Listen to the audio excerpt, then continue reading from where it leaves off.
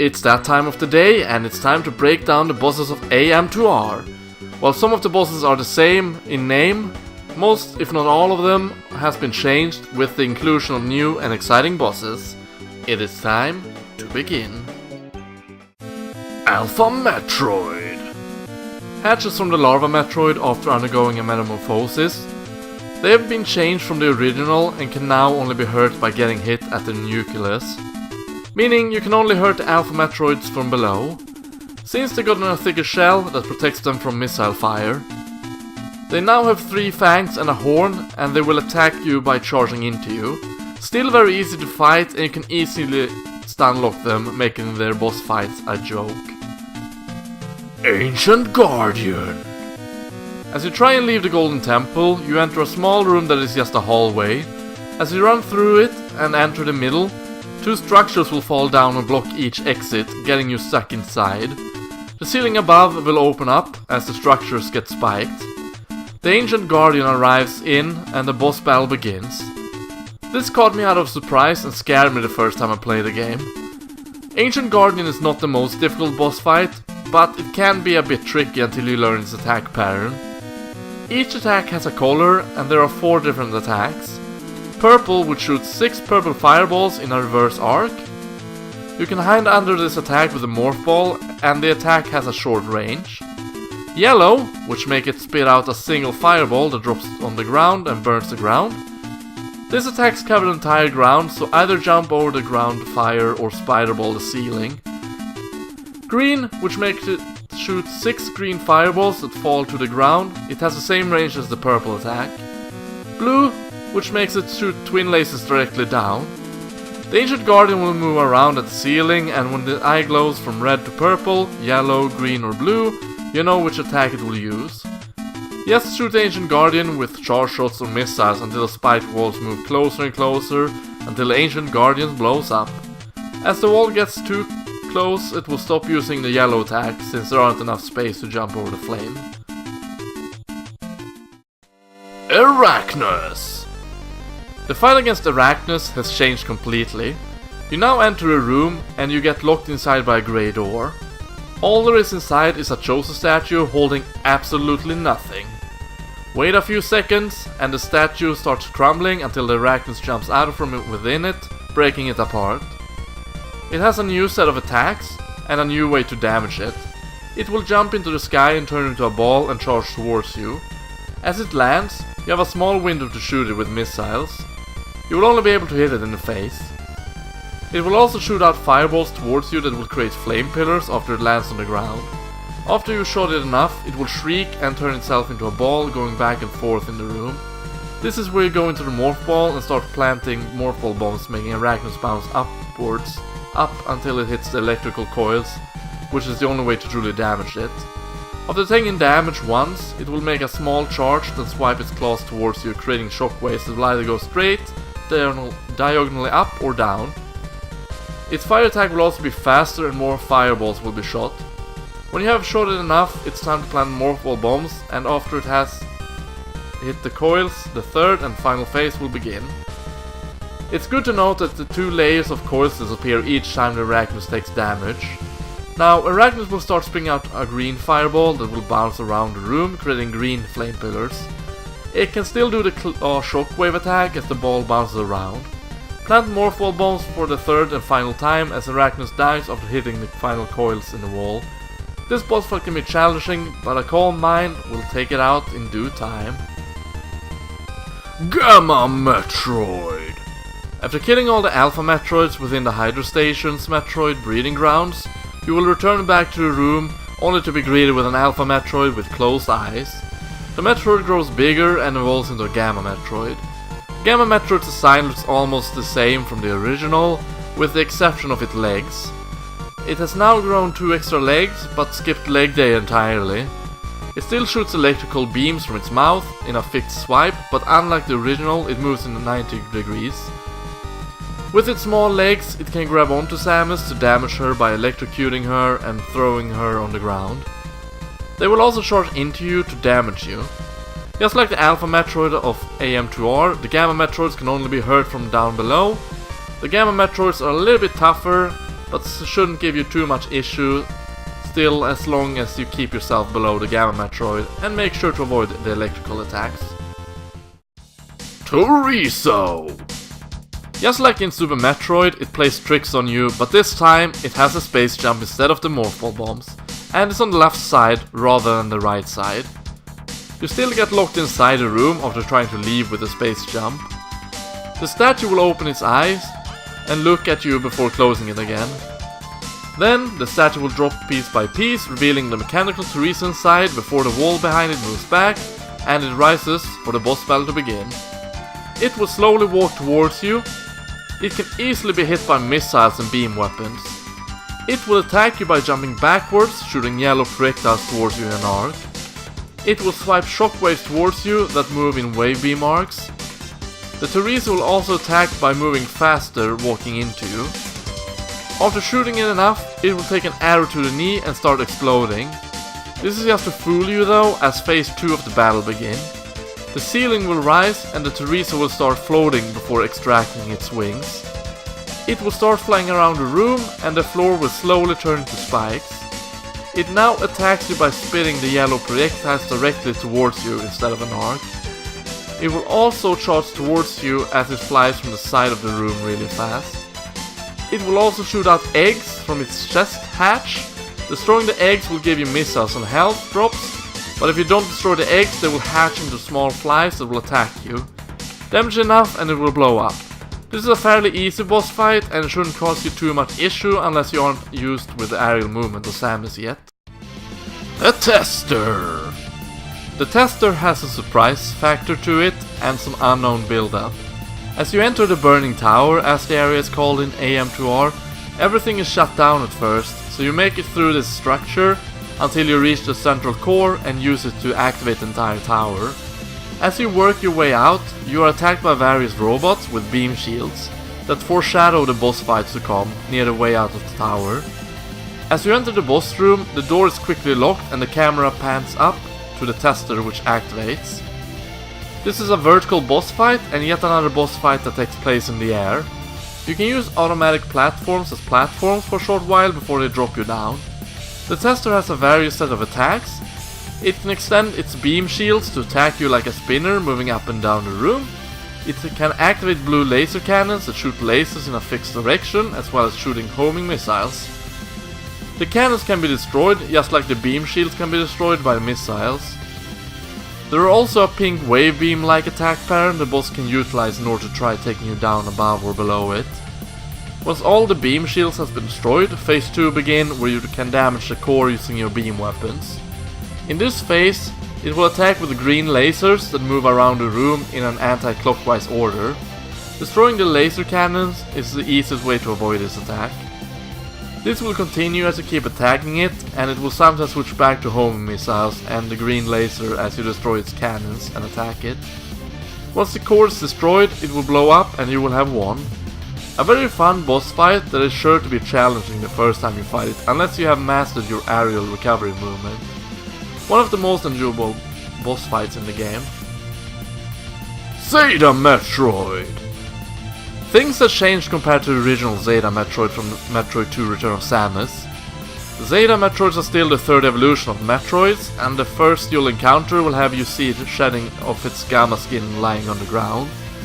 The back shell will crack and Zeta Metroids will rise. They have lost the ability to fly in order to become a hulking menace, looking much more like a xenomorph now than ever before. Zeta Metroids are fast and can jump towards you, swiping shockwaves towards you with its claws as well as spitting a stream of acid balls towards you that will linger on the ground. It can also charge towards you, and getting hit by this attack will make you fly away. You can only hurt the Zeta Metroids by shooting them at their nucleus at their stomach. They deal a lot of damage compared to the Gamma Metroid, but as long as you keep your distance you will be fine. The Zeta Metroids are always fought within a chamber. Not as difficult as the original, but they will keep you challenged your first time. Tank Prototype! This boss fight has some nice build up to it. After all the Metroids are defeated at the burning tower, the lava will disappear and you can enter the lower sanctum. You will first have to wait for the hatches to slowly open before you can enter, and remember them because they will be important for later. You will then proceed to traverse deeper and deeper down until you reach the power plant. Of course, you get locked inside, but this is also where you find the power bombs. Since the one engine in the background is highlighted and you just got the power bombs, it's obvious you will use one to try them out, but this also destroys the engine, causing a meltdown and a timer chase. The timer is shown as a bar of the power cell temperature and will slowly start to rise. Some sections it will rise to a fixed value if you are fast enough, but if you are slow enough you will die if it gets full. As you make your way out of there, you eventually re-enter one of the rooms you came through before the power plant room. As you move to the left in this room, the wall will suddenly break down and a tank prototype will burst through, and this is where the boss fight begins. The tank prototype will block the exit and will attack by shooting plasma shots through its arm cannon. You damage it by shooting at its head until one part of it breaks down. Once that happens, it starts attacking you with homing missiles as you start attacking its chest plates instead. You can also destroy the arm cannon to prevent the plasma shots to fire. Once the chest plate is destroyed, its core is revealed and you can start dealing actual damage to the boss. All this while the tank prototype slowly tries to crush you into the wall on the right. Eventually the core will switch color and the tank prototype is destroyed. That's when you continue escaping the underground sanctum as the temperature is rising closer and closer to meltdown temperatures. As you reach the hatches, the time is also up, but they are slowly opening. You will make it, or will you die right as you're about to escape?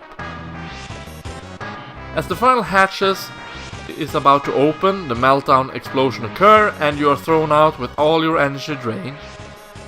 The area has now been destroyed and you have won. I love the build-up, escape, and the boss fight taking place in a stressful chaos is fun, which makes this boss fight and area a great joy to play through. Not the toughest, but one of the most fun. Genesis! The Genesis has some nice build-up as well. There's an elevator that needs to be activated by clearing the debris blocking it. Taking the elevator will take you to the Federation's landing spot. Here you can also find the famous area where Samus gets infected by the X-parasites in Metro Fusion, which is a nice Easter egg and nod to the official games. The music is eerie here and you will eventually find the Federation ship and enter it to explore it. Inside you will find a lot of dead Federation troops. As you get to the top room of the ship, you enter a chamber with a lot of glass tubes, but one of them is broken. As you try to leave, the door locks and the entire room turns bright red as a warning that you are in fact not alone in this room. You see something crawl towards you on the ceiling and the optional boss fight against the Genesis begins. The Genesis will jump from ceiling to floor as it swipes you and attacks you relentlessly. Don't let it stun lock you as it's a sure way to lose a lot of health. It can also spit acid bolts towards you like a turret. Just keep attacking it and it's sure to die eventually. Can be a tough boss fight, but as long as you keep your distance and manage to avoid it, it's not the toughest boss battle. It has some nice build up, but other than that, it's nothing special. It's optional for a reason. Ceres! Ceres is one of those bosses where you go through the boss room once, only to get attacked on the way back when you picked up the necessary item to progress in the game.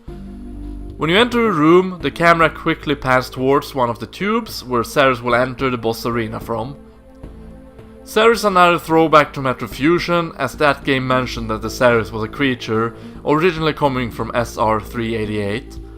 But don't think for a second that the boss fight is similar or even the same like the one in Metro Fusion. Ceres will move around the room, constantly trying to ride into you as you attack it. Missiles does no damage, and the only way to hurt Ceres is to freeze its scales with the ice beam in order to slow it down so you can break it with missiles. When the ice has been broken, part of Ceres' flesh will be revealed and you can start hurting it for real. At this point it will start moving faster and faster the more it's hurt. Eventually it dies by blowing up. This boss fight is more fan service than anything. A nice touch, but the fight overall is bland and easy, so this is one of my least favorite bosses in the game. Omega Metroid! Before the first Omega Metroid fight, you can hear it grunt right outside the room. When you enter the room, you hear gunfire and the camera quickly pans over to the missing troops.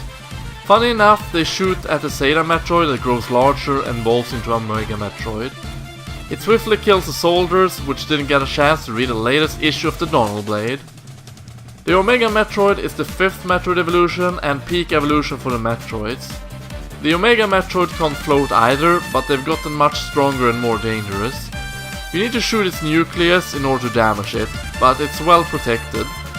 The Omega Metroid can breathe fire, swipe shockwaves, knock Samus onto the ground by jumping, leap towards you. Each attack will knock Samus on her ass and stun her for a short while. They still lack parts of their tail in AM2R though, just like the original. The Omega Metroids are formidable foes, and each battle, just like with the Zeta Metroids, will take place inside a closed-off room. They are the most vulnerable when they breathe fire, as they will leave the nucleus open for attacks. Take it easy and be calm as you fight them, and you'll do fine. But rush it, and the Omega Metroids will crush you. It's a fun set of battles that give you a good challenge, so I do enjoy fighting the Omega Metroids in this game. Metroids! The Larva Metroid slashes onto you and drain your health quickly. As always, you need to use the Morpho Bombs in order to get them to let go of you. You still need to freeze them and shoot them with 5 or 1 super missile in order to kill them, but the freezing time is not long in AM2R, so you need to be quick with your shots as well as refreezing them. As you freeze them, they will drop to the ground, unlike the original game. Whenever there is a Metroid in a room, the door will lock behind you. A calm mind will easily deal with the Metroid though, so they are easy to fight against. Metroid Queen! The Metroid Queen is the final boss of the game. This boss fight has also undergone some changes from its original counterpart. While in design it remains the same, you can no longer freeze her head with missiles and roll into her stomach with a morph ball. When the scales on her head is flashing, she can't be damaged, so make sure to only shoot her with missiles or super missiles when her scales aren't flashing. Her attacks are pretty much the same from the original, meaning she will still try to ram into you with her face by extending her neck, and she will still shoot out flying projectiles towards you. This time, however, she shoots out more of them, and they can be frozen, so the projectiles drop health and missiles refills. Attack her enough and her face will break a little, and she will take some time to charge up a fireball, which she shoots forward, breaking the wall. Now begin the different phases, where you will escape to a new area, which has different room designs. Her attack stays the same. The challenge here is to adapt and quickly learn where you are safe from her attacks, as getting hit by her head will cause Samus to be staggered on the ground for a short while. Eventually the both of you will break out of the lab and into a cave. Once you get to the end of the cave, Samus will be caught inside her mouth, and you can choose to kill the queen in 2 different ways. Either by blasting her with missiles till she dies, or by going to Morph Ball and blowing her up with a power bomb. Normally you'd wait until you are in the stomach to lay the power bomb, but the death will trigger as quickly as your first power bomb goes off. There you go, she's dead, and all there's left to the game is to get the baby Metroid back to the ship. While this boss fight has changed a little, it still remains mostly the same, but it's a fun boss fight and gives a nice little twist that you won't expect. There we go, all boss fights has been covered. I hope you enjoyed this video, and if you did, don't forget to become part of the Frog Squad by subscribing and hitting the bell icon to get notified about future videos. Take care for now, and have a great day. Hello everybody, thank you much for watching this boss breakdown of AM2R. I hope you enjoyed it. If you did, consider becoming part of the Frog Squad by subscribing today. And hit that bell to be notified about these uploads. A special thanks to my 2 Patreon supporters, Captain Psychopath and... Why do I always say Captain Psychopath? He doesn't pledge to my Patreon. Maybe I wish he did. Maybe that's why I always mention his name. Patrick Peterson and Hikikomori Media. There we go. Finally got it right. But either way, thank you to those 2 for their Patreon pledges. Consider supporting me on Facebook as well. On the Facebook group is called FrogFace. I usually upload my thumbnails there, so you can easily access my reviews there as well. Follow me on Twitter as FrogFaceR and on Instagram as FrogFace as well. And with that said, thank you very much for watching. I hope you watched my other videos, which you can find here, which is actually here when I look at the screen, because if you press here you can subscribe. But yeah, press here for new videos. I hope you watch them. It would mean the world to me. I should definitely script these because I get off topic very quickly. Either way, thank you very much for watching. Hope you enjoyed, and I shall see you next mission. Bye for now.